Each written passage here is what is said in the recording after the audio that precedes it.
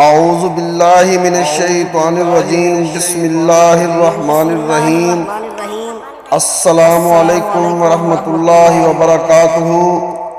دوستو، میں ہوں میاں مرسلین اور آپ دیکھ رہے ہیں میرا چینل دین زندگی ہے۔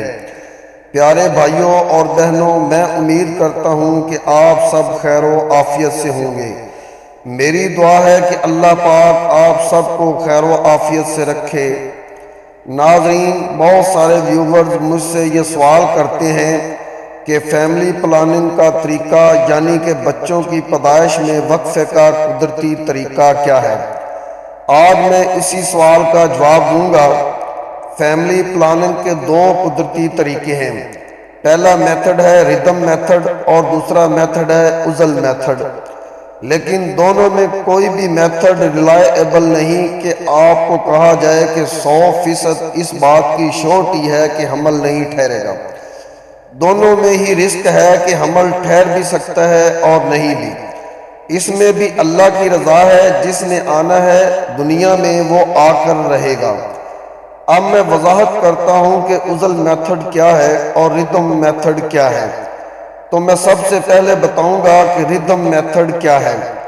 ردم میتھڈ ہے کہ عورت سے ان ایام میں دور رہا جائے جس میں حمل ٹھہرنے کے زیادہ سے زیادہ امکانات ہیں۔ اگر ہم بستری کی گئی ان ایام میں تو بچہ ہو سکتا ہے، جسے کہتے ہیں ان سیو پیریڈ۔ اب ان سیو پیریڈ کیا ہے؟ پہلے میں آپ کو سیو پیریڈ بتا دیتا ہوں، پھر جو اس کا اپوزٹ ہوگا وہ ان سیو پیریڈ ہوگا۔ عورت کے مخصوص ایام میں جب اس کو پیریڈز آتے ہیں، ان 6 دنوں کے بعد جب وہ فارغ ہو جاتی ہے تو 4 سے لے کر 7 دن اس میں اگر ہم بستری کی جائے تو ہائر پاسبلٹی ہوتی ہے کہ حمل نہیں ٹھہرے گا، کیونکہ ان ایام میں ابھی بچہ دانی بننا شروع ہوتی ہے۔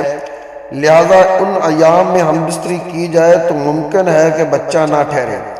اس کے علاوہ ایام آنے سے پہلے کی جو ڈیٹ ہے، سپوز کسی کی ڈیٹ 28 ہے تو 21 سے لے کر جو دن ہے یعنی ایام آنے سے پہلے 4 سے 7 دن سے پہلے کا جو ٹائم ہے، اس میں اگر ہم بستری کی جائے تو بچہ نہیں ٹھہرے گا۔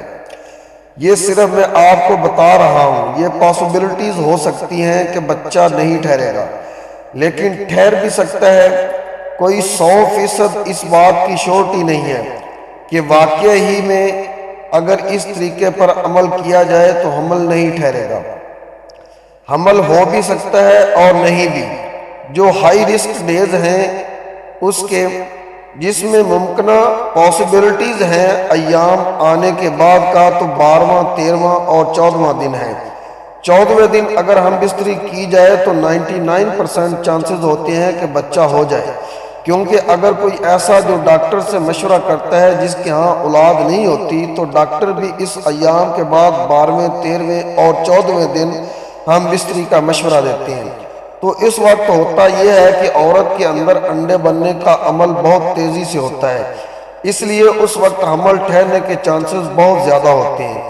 تو خیال رکھا جائے کہ اس طریقے میں کیلکولیشن کا خیال رکھیں کہ کون سے سیف پیریڈز ہیں اور کون سے ان سیف پیریڈز ہیں۔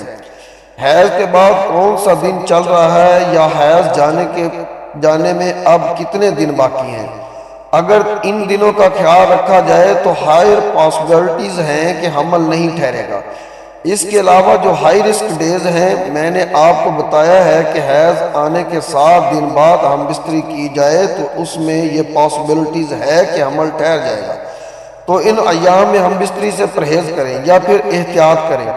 ویسے تو حدیث شریف میں ہے کہ حضور صلی اللہ علیہ وآلہ وسلم نے فرمایا کہ جس کو پیدا ہونا ہوتا ہے وہ پیدا ہو کر ہی رہے گا، حتیٰ کہ پتھر پہ بھی اگر منی گر جائے تو اللہ پاک کو اگر اولاد وجود میں لانا ہوئی تو وہ لا کر رہے گا۔ یعنی مطلب یہ ہے کہ جس ذی روح کو دنیا میں آنا ہے وہ آ کے رہے گا، چاہے کتنی ہی احتیاطی تدابیر اختیار کر لیں۔ جس کو بھی وجود میں آنا ہے وہ آ کے رہے گا۔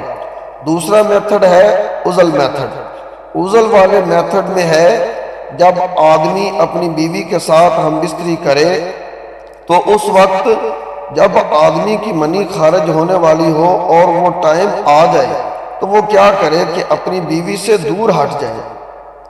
اس معاملے میں یہ ہے کہ اگر وہ دور ہٹ گیا تو ہم بستری کے بعد بھی حمل ٹھہرنے کے امکانات کم ہیں، یعنی کہ 76% چانسز ہیں کہ اس کے ہاں اولاد نہیں ہوگی۔ مطلب یہ کہ اگر 100 جوڑوں نے یہ طریقہ اختیار کیا تو 76 جوڑے بچ جائیں گے اور 24 جوڑوں کو اولاد ہو جائے گی۔ لیکن یہ کوئی پرماننٹ حل نہیں ہے، اس میں بھی رسک ہے، اولاد ہو بھی سکتی ہے اور نہیں بھی، کیونکہ بعض اوقات انسان اپنے آپ پہ کنٹرول نہیں رکھ پاتا۔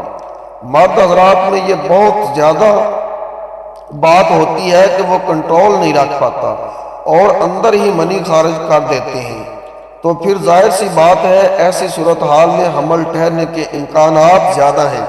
یہ ایک طریقہ ہے۔ دوسرا یہ کہ عزل والے طریقے کو اختیار کرنے میں شریعت کے اندر اجازت ہے، لیکن ایک ناپسندیدہ عمل ہے، کیونکہ ایک صحابی رسول اللہ صلی اللہ علیہ وآلہ وسلم کے پاس آئے اور اس نے کہا کہ میں اپنی لونڈیوں سے عزل کرتا ہوں اور میں نہیں چاہتا کہ ان سے اولاد پیدا ہو۔ تو حضور پاک صلی اللہ علیہ وآلہ وسلم نے فرمایا لیکن بچہ وجود میں آ جائے گا تو وہ اولاد تیری ہی ہوگی، اور مزید یہ فرمایا حضور پاک صلی اللہ علیہ وآلہ وسلم نے، خدا نے جو تیری تقدیر میں لکھ دیا ہے اسے پیدا ہونا ہی ہے، چاہے تو کچھ بھی کر لے۔ تو سمجھ تو آ ہی رہا ہے کہ اگر آپ ردم میتھڈ کا استعمال کریں تو اس میں کیلکولیشن کا خیال کریں اور ان ایام میں ہم بستری کریں جو کہ سیف پیریڈ ہے، یا آپ عزل والا میتھڈ اختیار کریں۔ لیکن اگر آپ کی قسمت میں اللہ پاک نے اولاد لکھی ہے تو وہ ہو کر رہے گی۔ یہ کوئی 100% ریلائیبل میتھڈ نہیں ہے۔ احتیاط کریں، احتیاط اچھی چیز ہے، اور باقی قسمت ہے جو کہ اللہ پاک نے لکھ دیا ہے اور وہ ہو کر ہی رہے گا۔ امید کرتا ہوں کہ آج کی ویڈیو آپ تمام ہی لوگوں کو پسند آئی ہوگی۔ اللہ پاک ہم سب کو دین کی سمجھ عطا فرمائے اور اس کے مطابق زندگی بسر کرنے کی توفیق عطا فرمائے، آمین۔ آپ میرے چینل دین زندگی ہے کو ضرور سبسکرائب کر لیں، سبسکرائب کے ساتھ ساتھ ہماری ویڈیو کو لائک بھی کر دیں۔ اللہ پاک آپ سب کو اپنی حفظ و امان میں رکھیں۔ اگر زندگی نے موقع دیا اگلی ویڈیو میں نئے ٹاپک کے ساتھ پھر حاضر ہوں گے۔ اگلی ویڈیو تک اللہ ہم سب کا حامی و ناصر ہو۔ اللہ نگہبان۔